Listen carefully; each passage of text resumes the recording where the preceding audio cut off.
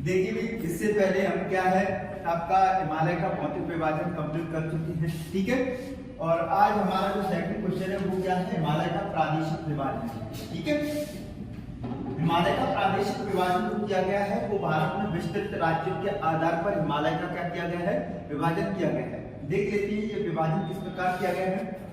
तो कश्मीर में फैले हुए हिमालय के आधार पर इसको कश्मीर या उत्तर पश्चिमी हिमालय, दूसरा है हिमाचल और उत्तराखंड हिमालय, तीसरा है आपका दार्जिलिंग और सिक्किम हिमालय, ठीक है।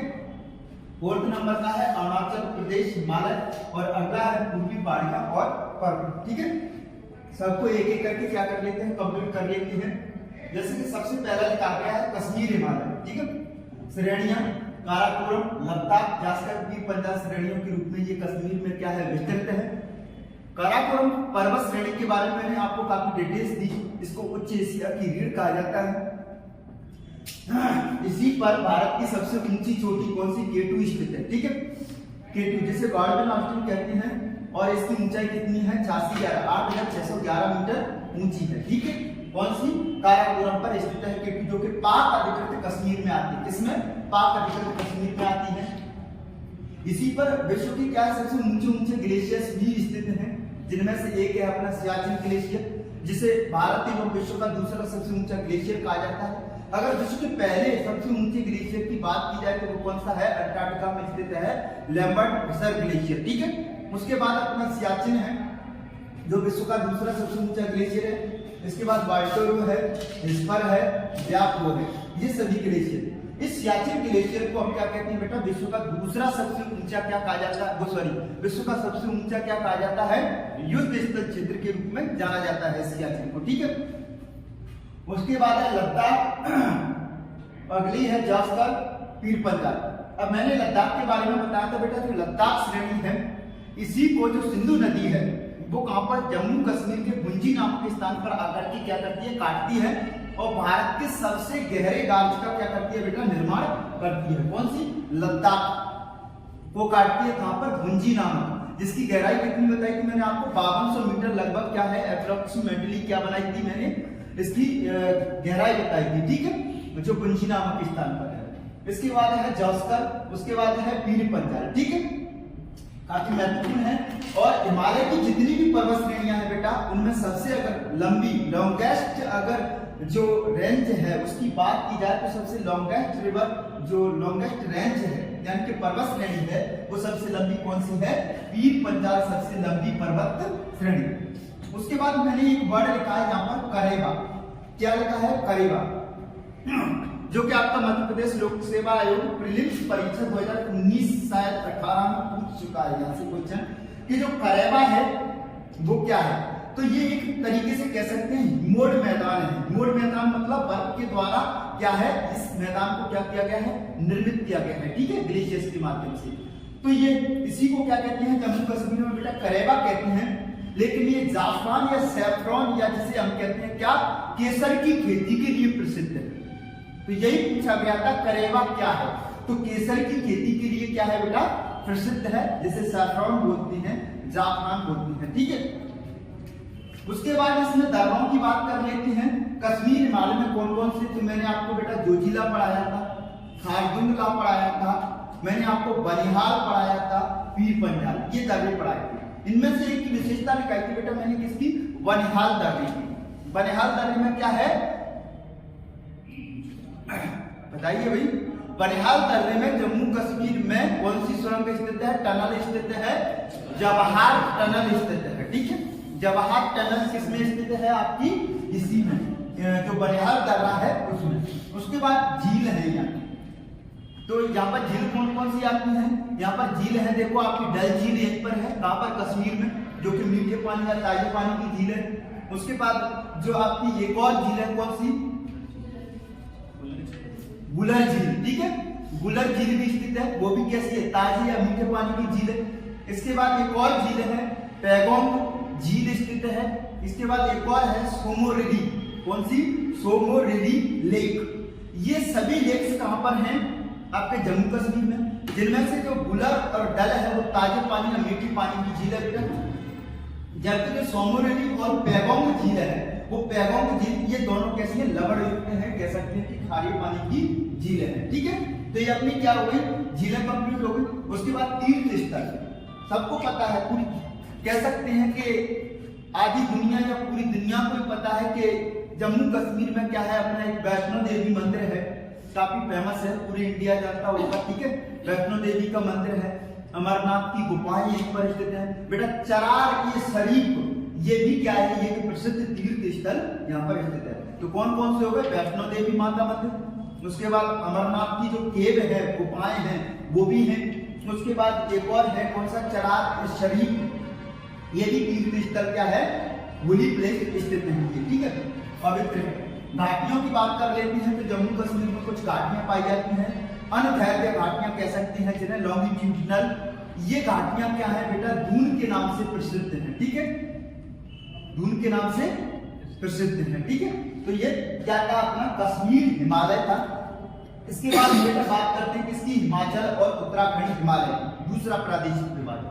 इसमें देख लेते हैं इसके विस्तार की बात की जाए तो ये पूर्व में, सॉरी बेटा, पश्चिम में कहां से, रावी नदी से लेकर के पूर्व में कहां तक, काली नदी तक इसका विस्तार पाया जाता है। किसका, हिमाचल और उत्तराखंड हिमालय का। इसके बाद देख लेते हैं जो श्रेणियां हैं बेटा, ये धौलाधर श्रेणी के रूप में जो अपना हिमालय। पहली बात एक और मैं चीज बता देता हूं, जो आपका मैंने भौतिक विभाजन पढ़ाया था हिमालय का, ट्रांस हिमालय, बृहद हिमालय, लघु हिमालय और शिवालिक।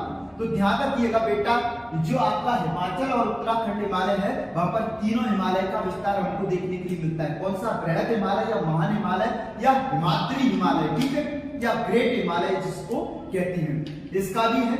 उसके बाद मिडिल हिमालय यानी कि मध्य हिमालय या लघु हिमालय जिसको कहते हैं। ठीक है, ये भी यहीं पर विस्तृत पाया जाता है। और तीसरा शिवालिक। तो तीनों ही हिमालय की जो क्या कहती हैं, भाग हैं, तीनों ही भागों का विस्तार कहां पर देखने के लिए मिलता है, हिमाचल और उत्तराखंड हिमालय में देखने के लिए मिलता है।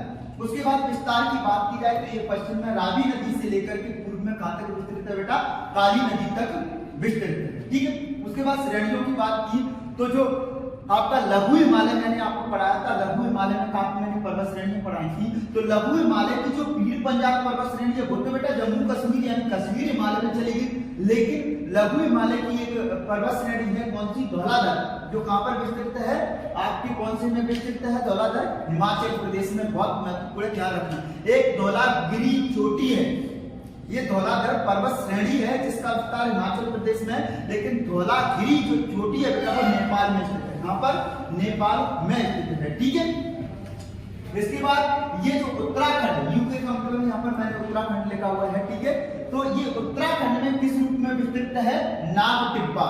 किसके रूप में बेटा, नाग टिब्बा के रूप में विस्तृत है। कह सकते हैं कि एक पर्वत श्रेणी है नाग टिब्बा, लघु हिमालय की, वो कहां पर पड़ती है, उत्तराखंड में पड़ती है। और इसी नाग टिब्बा में या इसी को उत्तराखंड में हम क्या कहते हैं बेटा, कुमायूं हिमालय की क्या है नाम से जानते हैं जिसको। ठीक है, कुमायूं हिमालय के नाम से। इसी कुमायूं हिमालय में यहाँ की और भारत की कौन सी बेटा, थर्ड, ठीक है, भारत की तीसरी सबसे ऊंची चोटी है नंदा देवी, और जिसकी ऊंचाई बेटा मैंने आपको बता चुका हूं कितनी थी, 78-17 मीटर। ठीक है, कितनी, 7817 मीटर इसकी क्या लिखाई थी बेटा, मैंने ऊंचाई लिखाई थी 78-17 मीटर क्या है इसकी ऊंचाई थी। ठीक है, किसकी, नंदा देवी की। और ये भारत की सबसे तीसरी सबसे क्या है, सॉरी हाँ, भारत की तीसरी सबसे ऊंची चोटी है। ठीक है, भारत की सबसे ऊंची चोटी बेटा कौन सी है, K2 कार्बन डाइऑक्साइड। उसके बाद भारत की दूसरी सबसे ऊंची चोटी, अगले हिमालय में पढ़ने वाले हम, दार्जिलिंग और सिक्किम में कंचनजंगा, 85-98 मीटर ऊंची मैंने इसकी ऊंचाई बताई थी। उसके बाद है नंदा देवी, ये तीसरी है भारत की सबसे ऊंची चोटी जिसकी ऊंचाई है 78-17 मीटर। इसके बाद है जनजाति। अब यहां पर एक जनजाति पाई जाती है, काफी फेमस है बेटा। ठीक है, भोटिया, ये ट्राइब्स यहाँ पर क्या करती है, निवास करती है, भोटिया। ध्यान से सुनना, ये भोटिया जनजाति क्या होती है बेटा, जैसे अभी ग्रीष्मकाल चल रही है भारत में, सॉरी शीतकाल आ गया है भारत में, ठीक है, ठंडी आ गई है। तो ठंडी के समय बेटा मुझे ये बताइए, जो टेम्परेचर रहेगा तो सबसे कम ठंडी कौन से क्षेत्र रहेंगे, जो वैलीज रहती है ना, घाटियां, वो क्या हो जाती है, ठंडी हो जाती है। इस वजह से ये क्या कर जाते हैं, ऋतु प्रवास कर जाते हैं, यानी एक स्थान से दूसरे स्थान पर चले जाते हैं, ऋतु के अनुसार ऊपर चले जाते हैं पहाड़ों पर।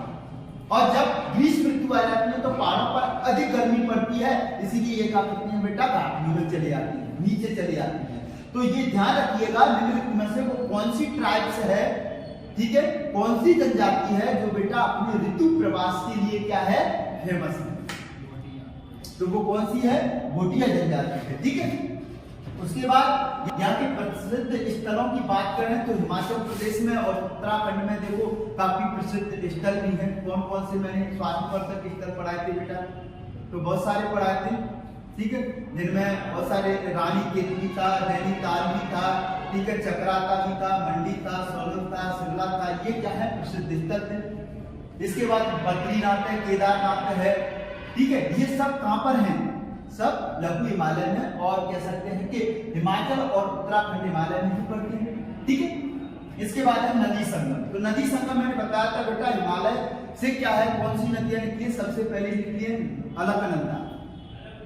अलकनंदा में सबसे पहले बेटा कौन सी मिलती है, धौली गंगा नदी आकर के बनती है, और कौन सा प्रयाग बना देती है, विष्णु प्रयाग का निर्माण कर देती है, ठीक है। कौन से प्रयाग का, विष्णु प्रयाग का। अलकनंदा आगे की ओर चलती है बेटा, आगे की ओर क्या है, सबसे पहले इसमें आकर के नदी मिलती है, कौन सी, पिंडर नदी। कौन सी नदी मिलती है बेटा, पिंडर नदी मिलती है, और पिंडर नदी के अलकनंदा में मिलने से बेटा प्रयाग बनता है कर्ण प्रयाग, ठीक है। उसके बाद बेटा इसमें कौन सी नदी मिलती है, नंदाकिनी नदी। कौन सी, नंदाकिनी, ध्यान रखना। उसके बाद इसमें बनता है कौन सा, नंद प्रयाग। उसके बाद मंदाकिनी मिलती है अलकनंदा में, फिर बनता है कौन सा प्रयाग, रुद्र प्रयाग बेटा। और लास्ट में अलकनंदा में आकर के इलाहाबाद के निकट प्रयागराज में आपकी कौन सी कह सकते हैं एक नदी है, उत्तराखंड में, सॉरी प्रयागराज में नहीं कहीं दोस्तों, उत्तराखंड में आकर के मिल जाती है, प्रयाग बनता है, अंतिम प्रयाग, जिसके नदी मिलती है भागीरथी नदी आकर के अलकनंदा में, और उसके बाद उस प्रयाग का नाम पड़ता है कौन सा, देव प्रयाग। और इसी के बाद अलकनंदा भागीरथी नदी के मिलने के बाद गंगा नदी के नाम से भागीरथी क्या हो जाती है, अलकनंदा मिलकर के प्रसिद्ध हो जाती है, ठीक है। तो ये क्या है, नदी संगम थे, बहुत महत्वपूर्ण है आपके एग्जाम की दृष्टि से। इसके बाद बेटा हम क्या करते हैं, पाताल तोड़ कुएं। पाताल तोड़ कुएं का मतलब ये होता है कि ये क्या है, धरती को तोड़ करके कह सकते हैं काटों में से, ऊपर से इनमें से क्या है, गर्म पानी निकल रहा है, तो गर्म कुएं के क्या है, उत्सृत कुएं हैं, ठीक है।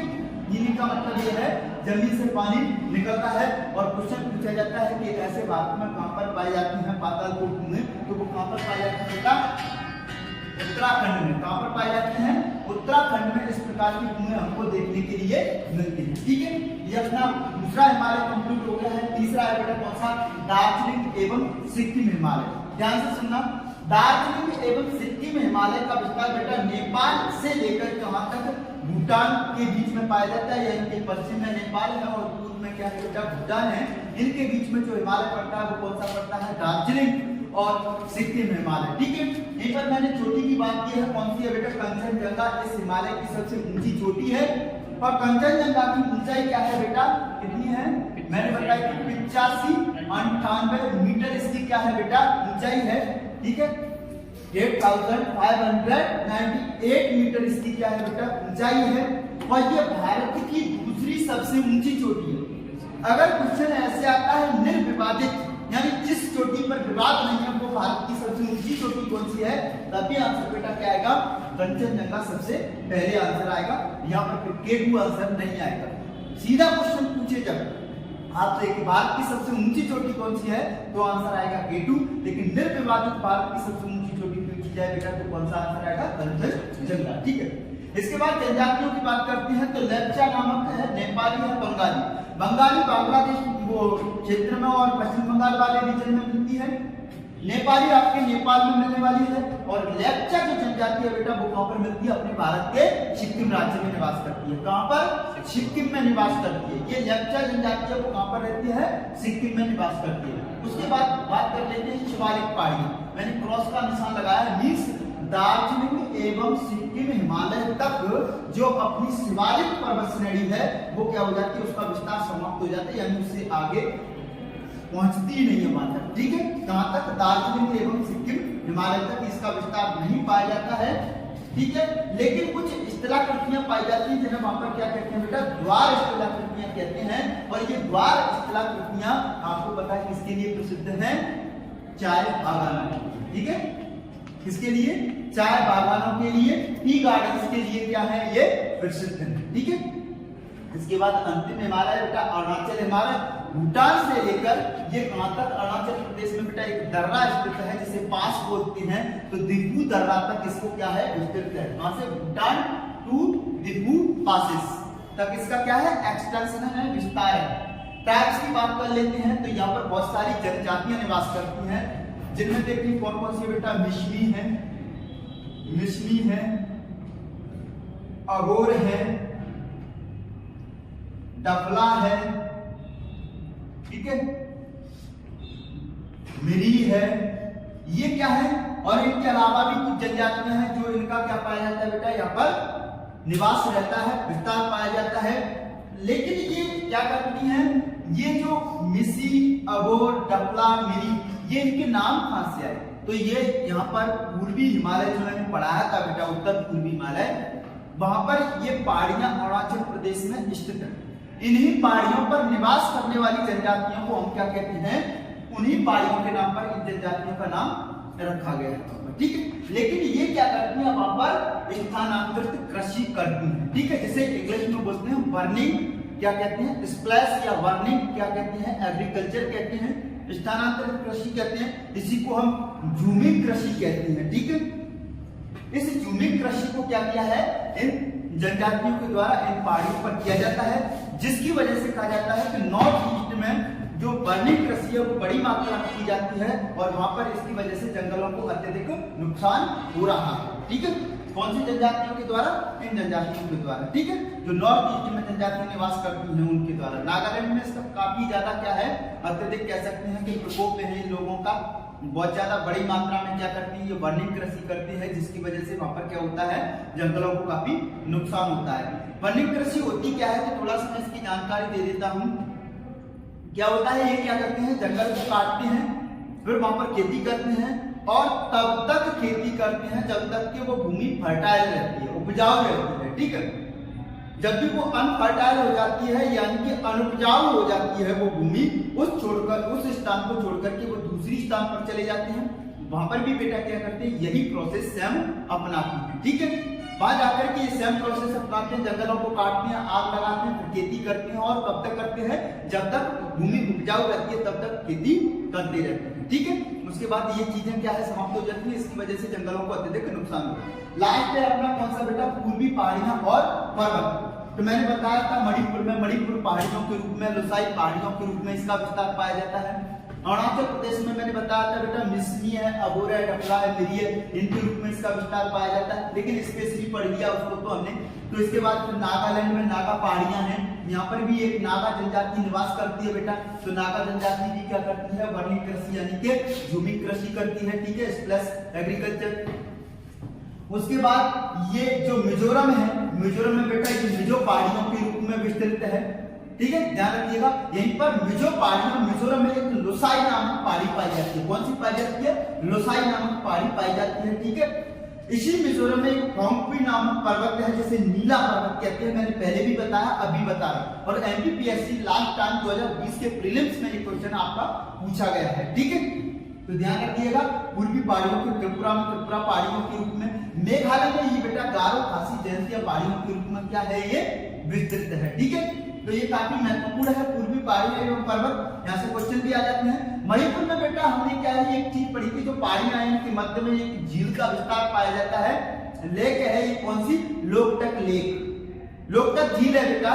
इस लोकटक झील भारत का कह सकते हैं एकमात्र तैरता हुआ फ्लोटिंग क्या है? नेशनल पार्क है, तैरता हुआ नेशनल पार्क है, ठीक है। कौन सा है? जिसका नाम क्या है? कीबुल लामजाओ। कौन सा है बेटा? कीबुल लामजाओ नामक नेशनल पार्क, जो कि फ्लोटिंग के रूप में। अब फ्लोटिंग कुछ नहीं है, इसमें क्या है? ये घास पाई जाती है, वो क्या है? ऐसे तैरती हुई दिखाई देती है, इसीलिए इसका नाम छोटे छोटे द्वीपों के रूप में क्या है? इसमें एक झील में क्या है? छोटे छोटे मिट्टी के टापू बने हुए हैं, इसीलिए उन पर क्या है?